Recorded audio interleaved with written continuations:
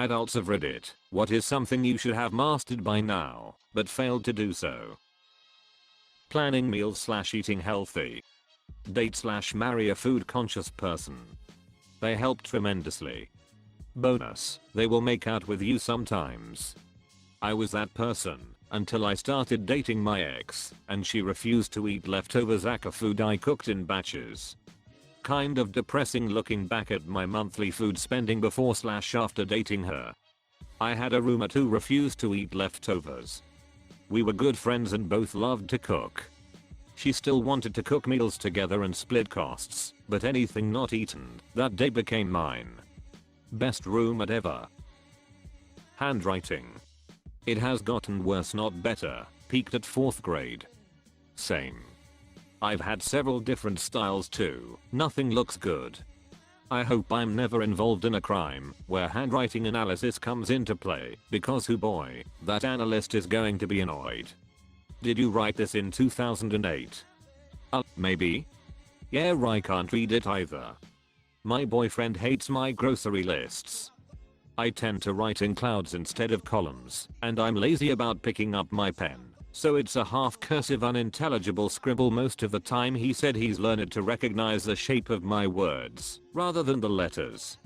I try to at least stick to columns to make it easier. You could always just start drawing rudimentary sketches of all the foods instead. Small talk is the bane of my existence. It's required in so many social and business settings, but I hit so many walls while going through it. I know the basic format, I know what people want to hear / discuss, but that doesn't stop from me being awkward as fuck sometimes.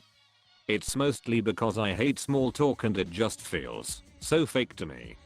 Some of the most common mistakes I make is me, what have you been up to / what's new, them, answer, then, and you, me, I'm good. The usual. And you? The other is the awkward pause after the small talk ends. I never know how much to talk, so I almost always cut it short and give short answers. Then make some excuse to end the convo. Sometimes the excuse is less than satisfactory or doesn't apply to the situation.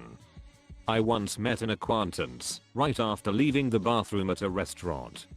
Small talk ensued, and the awkward pause came, and I then said, "Well, good catching up. I have to go use the bathroom," even though they clearly saw me just come out of the bathroom. Frick me, that one still hurts. I'm basically the exact same, small talks feels so fake. My taxes. I'm 32 and my wife still insists on doing them. Even if I did do them, she would redo them to make sure it was perfect. Don't worry, I'm sure she's not using you to launder money unwittingly. I'm sure there is no chance of tax evasion charges or anything silly like that. She's a smart lady, she would know how to pull it off. Hell, ever since she started making more money than me, I just backed off on all finances and we were both happy. Win-win. Good enough at math to ensure I don't have to do any is something I look for in a relationship. My husband and I started our relationship with him helping, basically doing my math homework via Skype every night. It's been 7 years, and I still don't do math in this household. Not letting stupid people's opinions bother me. I get so many ignorant comments that I don't engage with because I think they're a waste of time. But I think about them anyway. Forever. A friend posted some ignorant crap on Facebook last weekend. I argued with her for days. Feeling comfortable in social situations. I was DxD with social and generalized anxiety a long time ago. Exposure therapy. It's god awful at first, but the more you do it the less uncomfortable it is. I forced myself to go new places by myself with the goal of talking to X many people, and would periodically increase that number. Now I can comfortably talk to anyone once I get somewhere, but every now and then I get a bit anxious when going somewhere new. Still nothing as bad as what it used to be. Now I love meeting new people. I'm 44. I was taught the wrong way to tie shoes. My shoes always become untied unless I deliberately force myself to tie them the proper way. I'm 22 and I still tie my shoes with the bunny ears method that I learned in kindergarten. I didn't know that this was wrong until Reddit. Wait, how else are you supposed to do it? Going to bed and getting up at the same time every day in a consistent routine. On the flip side of this, I can rarely sleep in past 7:30 on the weekends anymore. I'm 36, still have no problem sleeping till noon. However, it isn't uncommon for me to sleep straight through my alarm when I should be getting up for work. Luckily, I'm not hourly, and as long as I make money my bosses don't care. My uncle is almost 70. He could go to sleep on Monday 9 PM and wake up Wednesday 9 AM. Never seen such a sleeper. Accepting a compliment. I'm giving an awkward response 10/10 times. This one's easy. Always say thanks. In a cheery tone. Just use that and don't bring any more attention to it. And avoid responding with a self-deprecating comment every time. After a while, it tends to make people worry. Every time I bite my tongue or the inside of my cheek, I'm reminded how I still have not mastered chewing after decades of chewing daily. If it makes you feel better, you have chewed things hundreds upon hundreds of times this week alone.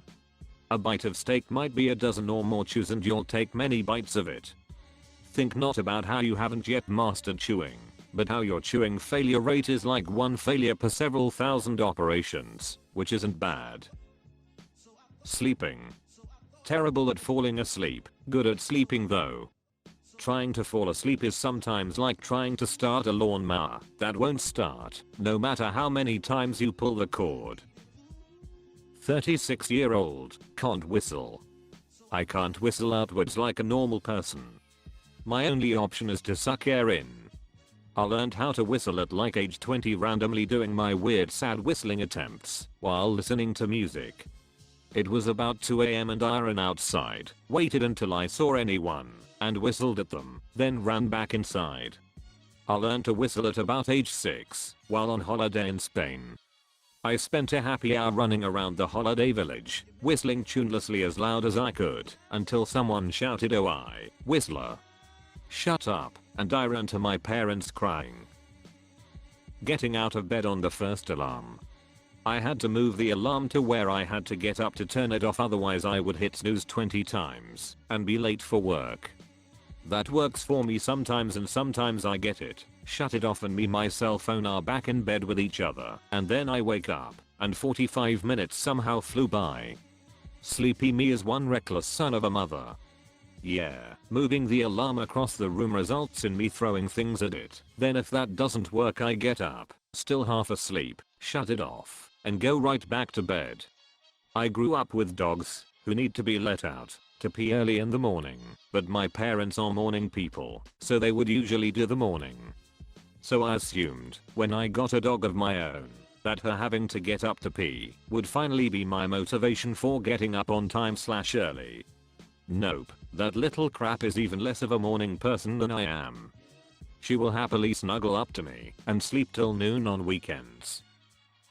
Calling companies that send me my bills, phone, electricity, internet, etc., and investigating why there was an increase in my payments or an additional charge. Basically that means I suck at confrontation. I'd rather sit back and just pay it than seek conflict and resolution, even though I was in the right to do so. I can't tie a balloon once I've inflated it. I can't inflate a balloon. Can you blow?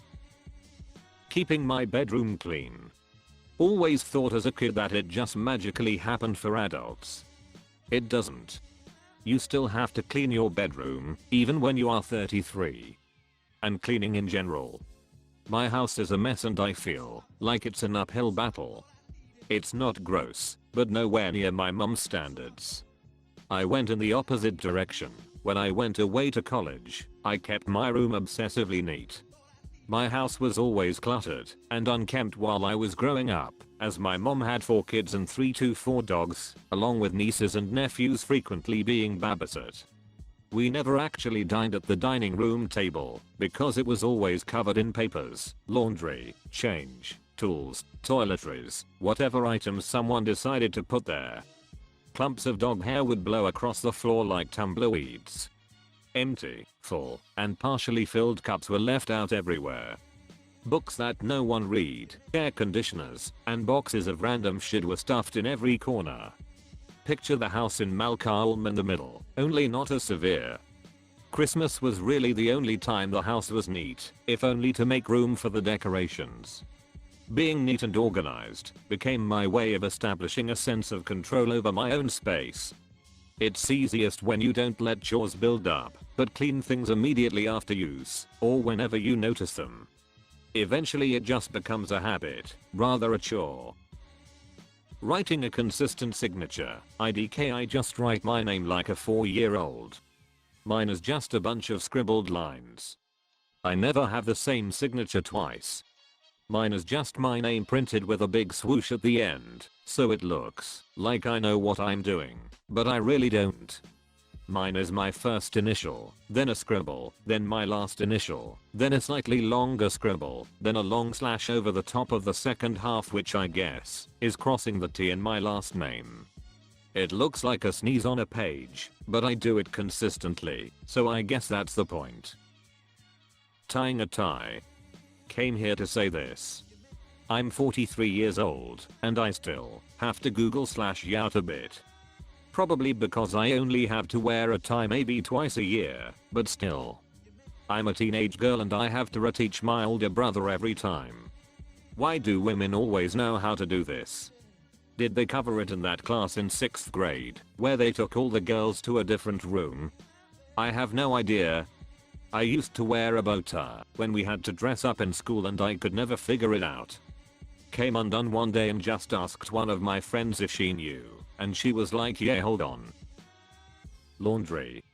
I mean, I can put stuff in the machine and add soap and press a button, but there are so many other ways to remove stains and sort delicates and iron shirts and extra buttons that do whatever, and I don't understand it. My in-laws can bleach stuff. I have no idea how to use bleach without destroying everything in sight. Press start and the machine goes, that's what I know. Same. Whites, colors, towels, throw them all in with a couple tasty looking Tide Pods and hit that regular load cycle. I hang dry the shirts I care about and that's it. So far so good at 26. This is what I do. I call it laundry Darwinism. Survival of the fittest.